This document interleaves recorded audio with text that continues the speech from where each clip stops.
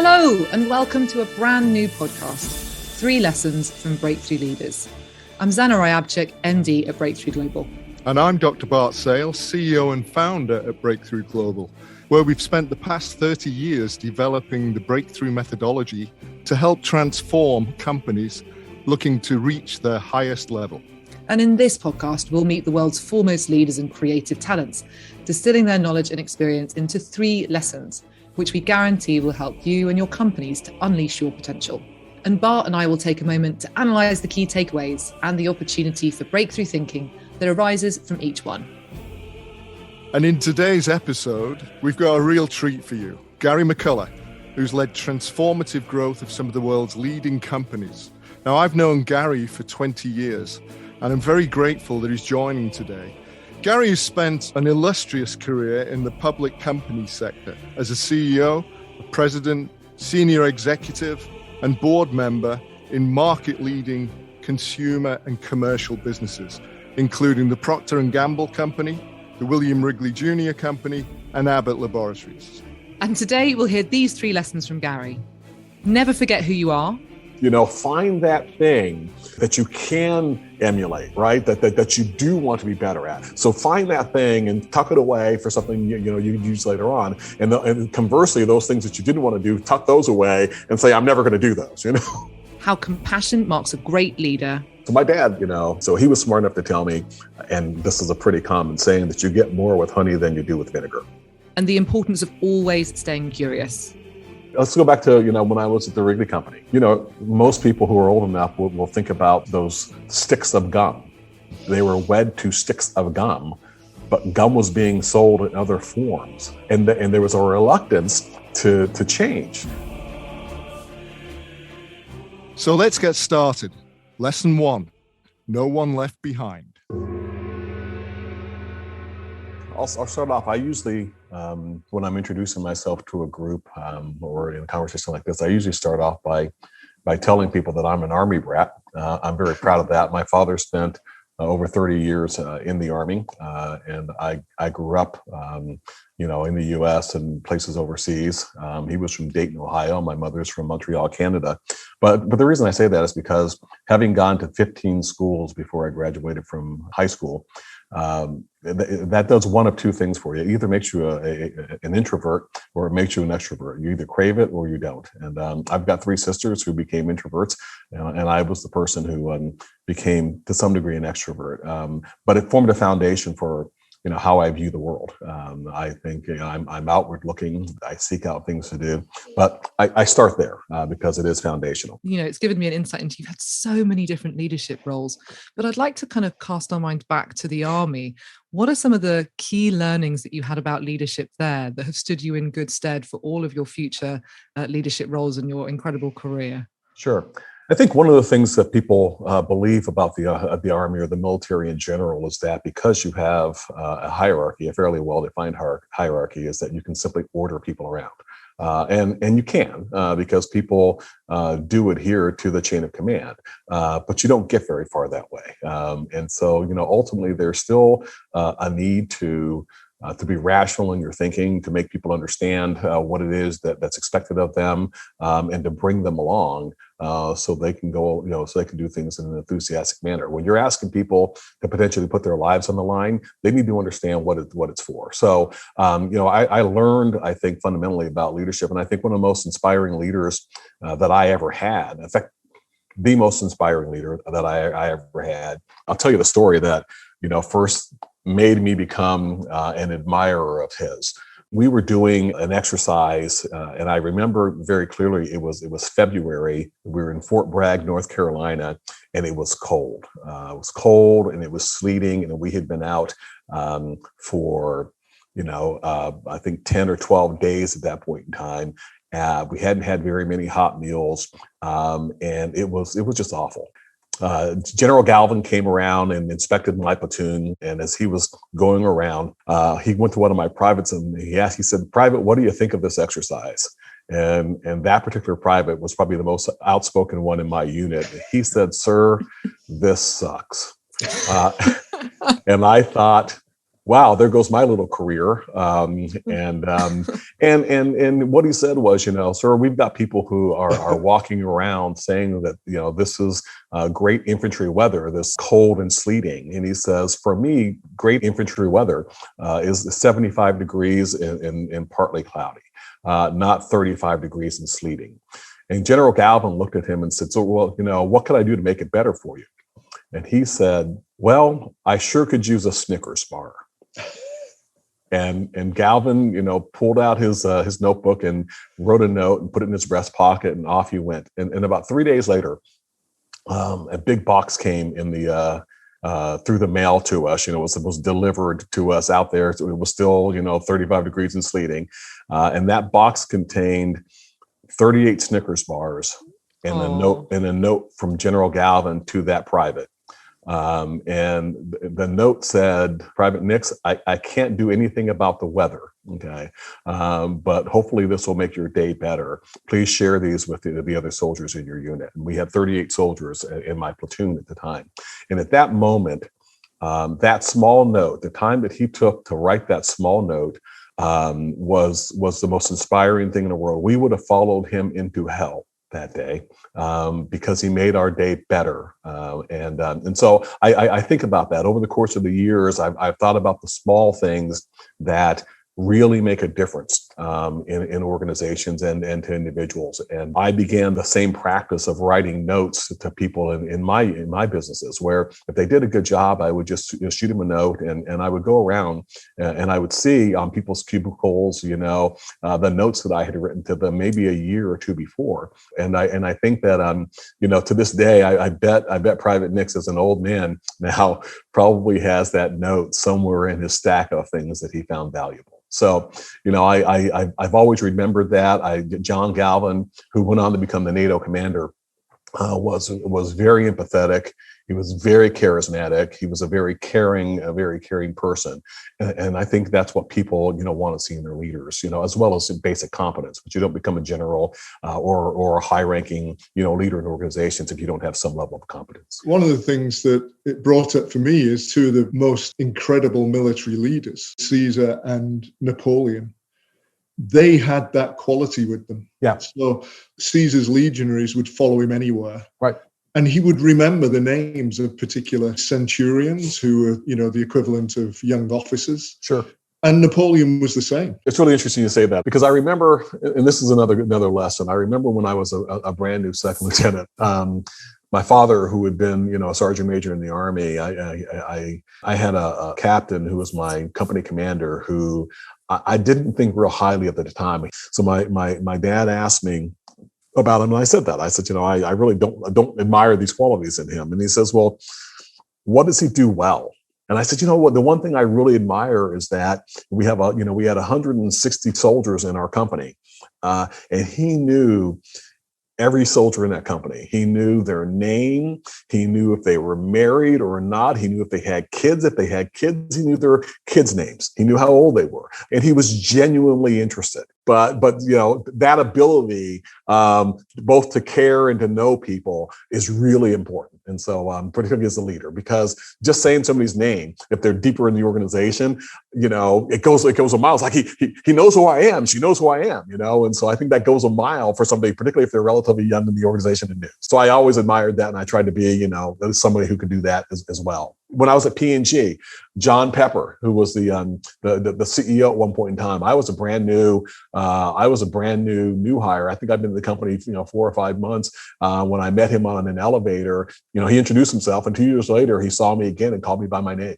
Wow. And so, and you've remembered that for the rest of your life. That's there it is, because there was no reason for him to remember my name, and so that ability goes a long way if you have it. It's a tough thing to do, but you can work at it. So the lesson I learned was, find that thing that you can emulate, right? That you do want to be better at. So find that thing and tuck it away for something you use later on. And conversely, those things that you didn't want to do, tuck those away and say, I'm never going to do those.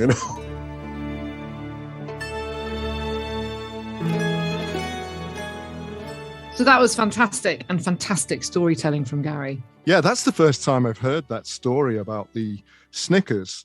And I can see now that Gary has used that in creating his own approach to leadership. One thing about Gary is he's always been hands-on. So no matter how much he's been involved in leadership and strategy and so on with the company, he's also a very hands-on leader. And that's one of the things I've always admired him for. Absolutely, that idea of leading from the front. I mean, the way he told that story then, I have to admit, it actually brought tears to my eyes. And I remember the way that it should always be an aspiration for developing leaders. The thought of leaving a legacy behind, not just doing something for those short-term quick wins and the quarterly statistics. It's got to be the legacy that makes you into a fantastic leader. And that's just the start from Gary. There's more to come. Lesson 2, more honey, less vinegar. So my dad, he was a pretty simple guy. He graduated from high school. He went into the military largely to avoid going to the jail, at the end of World War II. And he always looked at me. And I think when you're a Black man in America and you're in business, there are just certain things that you got to avoid. And so he was smart enough to tell me, and this is a pretty common saying, that you get more with honey than you do with vinegar. You got to bring people along. And so he would always tell me that, but he'd also tell me that doesn't mean you have to be pliable or easy, because you're not, you don't make progress if you have those characteristics, but you need not be disagreeable when you disagree. Okay. And so that was an important one. And I learned that one kind of early in life. There's 2 more that I wrote down that I thought were good. I had my first platoon sergeant in the Army. I was, again, a brand new second lieutenant. I thought I knew everything, but he was invaluable in just teaching me things that you don't learn in books, that you only learn in situations. And there was a point in time when I had to admonish one of the sergeants that we had. I mean, I really had to, go at him. And when that was over, Sergeant Leonard came behind me and, privately he said, "Well, that was a cold prickly." Okay. And it's like, what are you talking about? He goes, "Yeah, it's a cold prickly." He goes, "So, sir, in this life, you've got cold pricklies and you got warm fuzzies."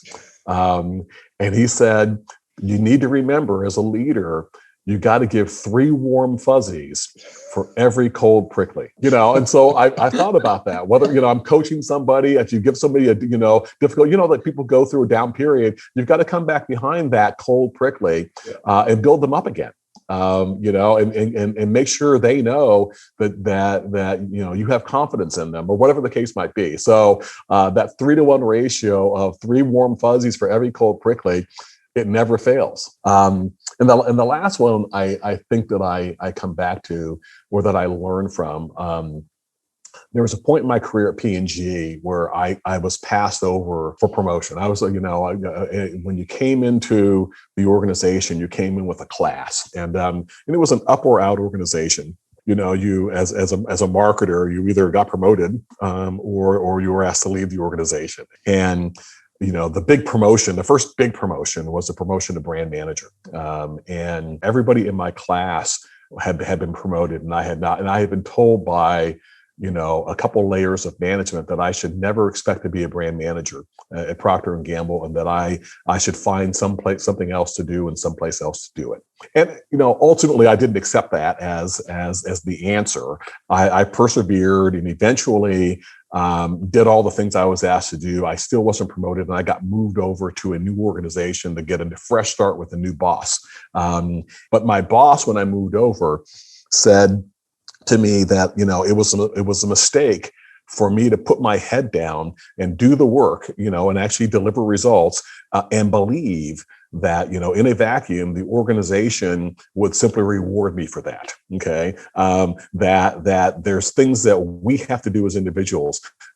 We have to reach out, form relationships, do some things. And he said to me, he said, "Gary, no one can micromanage your career better than you," and I became I guess, a steward of my own career. And I made moves that I thought were in my best interest while still delivering to the organization. Okay. And so I think it's really important, if people are just sitting down thinking they can work, and that all great things are going to happen to them, everybody's doing that. And other people are actually playing a different game. And so I implore people to, think about managing their own careers. It brings me to thinking much more about another topic, and that's resilience. And it must have taken a huge amount of resilience to persevere and to persist. What would be some of your advice maybe to somebody who's maybe in a similar position to that? Because, as you well know, over the last year and what's been going on, it's a very, very, very real challenge for many, many people today starting out a career. What would be your advice to them? Well, I think the first thing I would say is that everybody is going to face some challenge, right? They're going to fail in some way, and it may not be solely you. It may be other things that are going on, but it's going to happen. I don't know anybody who's risen to a relatively senior, role in any organization that has a straight meteoric rise. I mean, I'm sure they're out there. I don't know any of them. Okay. So it is important to remain confident in yourself and to begin to have a plan. When it happened to me, when I was told that I was not going to make it, I remember Post-it notes, and this is going to date me to some degree, but Post-it notes had just been invented, right? And so I got a Post-it note and I wrote, "You are not as dumb as they say." And I put the Post-it note in two places, with two Post-it notes, one on the mirror, in my bathroom at home, so that when I would shave in the morning, I would see it. And then one in my cubicle wall. And I went in and did the work. I think the key thing is you're going to get knocked down. Sometimes it's you, sometimes it's, the organization, sometimes it's exactly what we've gone through with with COVID and the pandemic. It changes things, but it need not be the end. One of the things I will say about myself is that I'm also an optimist. So I it's helpful when you have leaders who are optimistic, because no one wants to see somebody who is down. You ever see Winnie the Pooh? Winnie the Pooh, the cartoon. So there's two characters in there. You have Eeyore, Eeyore, the guy. Oh no, that's funny. Bart and I call people Eeyores sometimes. Yeah, and you have Tiggers. Tigger. Yeah, and I would much prefer to have I'd much prefer to have Tiggers on my team. Now periodically you need an Eeyore, right? Because Eeyore sometimes grounds you. But as a leader, I think you can be much more effective as a Tigger than as an Eeyore. Just because the organizations take on the personality, of the leaders. And so anyway, it's easier to be resilient if you got more of a Tigger, type of mentality than you do have an Eeyore.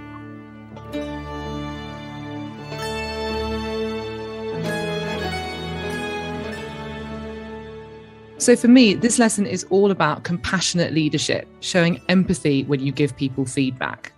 Well, what comes to me is over Gary's career in business and my career for that matter.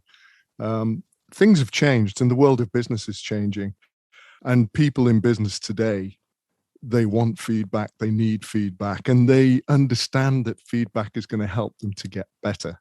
In the old days, feedback mainly was criticism. That's how it came across. And people are not trained in giving feedback to a great extent. So one of the things we do in our program is we have a very powerful but simple tool that allows people to give that balanced feedback, which is going to help people. Yeah, absolutely. We call it the feedback framework. And it simply gets you to answer 4 questions. And you can do this about an individual's performance. You can do this about a relationship. You can do this about a project. And in fact, we do this as a diagnostic for an entire company. And first you look at what's working now. What are the things that are really going well? The warm fuzzies. Yes, all the things that are fantastic and working at the moment.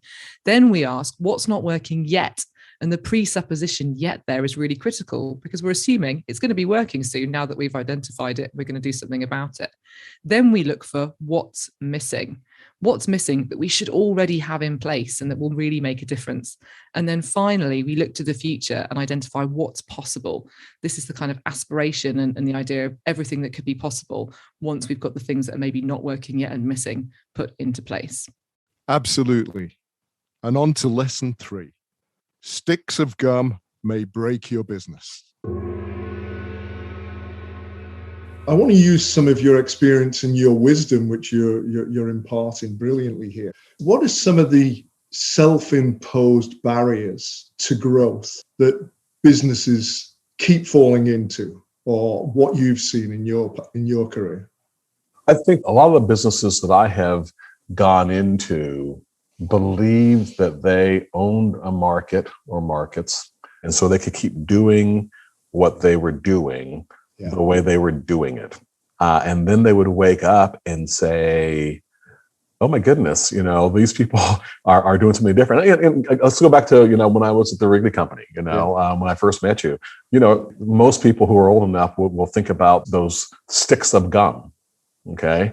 And I remember going into that company where they were wed to sticks of gum, but gum was being sold in other forms. But they had these machines that made sticks of gum. The machines were fully paid for and they were fully amortized, and there was a reluctance to change. And the market share was going down, and it was costing more to sell those sticks of gum, so profitability was going down. And that happened over years, okay, because they didn't see the change. If they saw the change, they didn't want to react to the change. And so I think it's the failure to be nimble, the failure to be outward looking, the being self-satisfied with your place in life, as it were, your place in the business. And so I think it's easy to become complacent, and organizations and individuals have to guard against complacency. And I think in doing that and continuing to be forward-looking, you can improve the chances that you'll be relevant. But obviously, there's no guarantees, because somebody, I remember being in a planning meeting at one point in time, and a guy that I work with said to me, there's somebody else in some other conference room that's planning to take our market share, just like we're planning to take their market share, right? And so you always have to remember that there's somebody out there, particularly if you're successful, that is looking at ways to disrupt your success. And being complacent and not being outward looking is death. Yeah. And I think, years ago, you could survive longer by being complacent. Sure. Without realizing you're complacent. But these days, that time horizon has just come very, very close. Yeah. Information travels so quickly right now. Trends change so quickly. And it's wonderful. I think it's terrific. But if you don't build an organization and a nimbleness that matches how fast that information is traveling, how fast consumers are changing, because consumers, they will change on a dime, and so if you don't change, if you as an individual don't remain current, I see it in people who have been in the business world as long as me. When I see folks who are my age who aren't computer literate, well, then you're no longer relevant. So I think it's important for both individuals and organizations to remain nimble, to remain curious. I'm interested to dig a bit deeper into that, because many of our listeners are CEOs or certainly presidents of huge companies. What would your advice be to them to help them to stay current and stay curious and enable their businesses to be nimble and agile and adaptable to all of the disruptors that are behind the scenes waiting to pounce? Yeah, I think, first of all, you're either curious or you're not. And most of the people who I know who have gotten to reasonable levels in organizations, they are curious. They are outward looking. They're seeking to consume information, right? But I can tell you, I ran a business with a partner where I remember going in and we had our CFO who kind of put a damper on a lot of things. In fact, I called him the CF No versus an Eeyore. Yeah, he was. And I remember we had blockers, in the organization who really weren't delivering very much, who were not enabling the organization to grow. And we had younger folks in the organization who were pushing hard. And if they weren't getting what they needed, they would leave the organization, right? So it was a bad cycle that was going on. But I remember having a conversation in particular about promoting one of the young ladies we had in the organization and paying her commensurate with that. And that particular CFO, who didn't last much longer than this conversation, that particular guy said that we can't do that. She's only 27, and she's not married. Well, of course, that's anachronistic. I mean, that's like it's a throwback to the 50s, and I thought we needed to find a way to take her and other people like her and give them more to do. That's what they expect. Now, you want to make sure that you can bring them along and coach them and train and all that kind of stuff. But the way to stay current is to be having conversations with those people, okay? To mentor those people. Because, mentoring relationships are two-way relationships. It's not just imparting knowledge down, it's also imparting knowledge up, So I'm lucky, I've been able to do that. And I've got kids who, kind of demanded of me. They'll say something. I was like, what you talking about? Those conversations are really important. And this is not about age. This is about surrounding yourself with people who have that knowledge, okay? Who are thirsty for those things, who are outward looking, and bringing that closer to you as a leader so that you can learn from them and you can learn from those things that are going on. So I've tried to do that as often as I can. It's been terrific. But there are people who build walls and don't let those folks close to them. The higher you get, it's really interesting, because I think the higher you get in organizations, this is going to sound terrible, but the less work you actually do. Okay. I don't remember the last time I did a spreadsheet. Right. But I got it, but there was a time that I did that. And so I think that the further you get away from it, the more the tendency can be to not be in it in a way that can, that you can learn from things. Right. And so I think just bringing people in that are forward looking to learn about the setting up, as a leader in particular, bringing in speakers and having conversations, that can put you in a situation where you're uncomfortable. That forces you to learn. One of the things I'm thinking is that you and I have spent many years around business. And what are some of the key changes that you see from when you started early on and what you see now? And I know you've got 3 grown children actually in the business world at the moment. Yeah, thinking about them and the careers that they're into at this point. I think people don't spend the careers like they did. It's unusual. It's my generation that's spending 30 and 40 years like our parents. But I think what you're saying and what concerns me about it is that there's less patience. Okay. There's less ability to build some level of expertise in something. Right. Yeah. And I don't want to put things into, the old boxes that we have, but at the end of the day, there are functions that have to happen, and so I'm concerned that with some of the leaping that people are not, as individuals, getting the fundamental training that will serve them better later.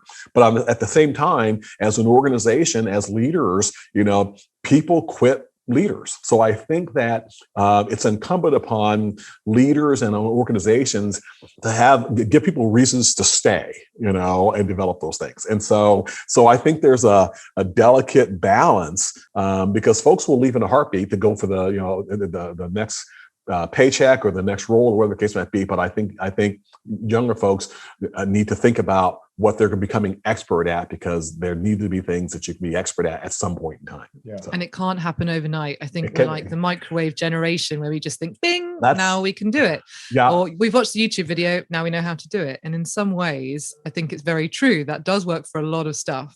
Right. But in so many ways, you're absolutely right. We're not developing this discipline of mastery. Right. And I think you're onto something there, Gary, that there's the shiny new thing, but you don't get that opportunity to really learn more about your own competence and capabilities and how you can build on that and build that discipline. It's interesting. Yeah, I'm glad you said it that way, because I remember sitting down, with groups as a CEO of a company, and as a speaker in various places, and people, young people in particular. And again, I don't want this to be pejorative, because I see so many brilliant, folks that are out there. But young people will look at me and say, well, how long will it take me, as a summer intern, how long will it take me to get your job?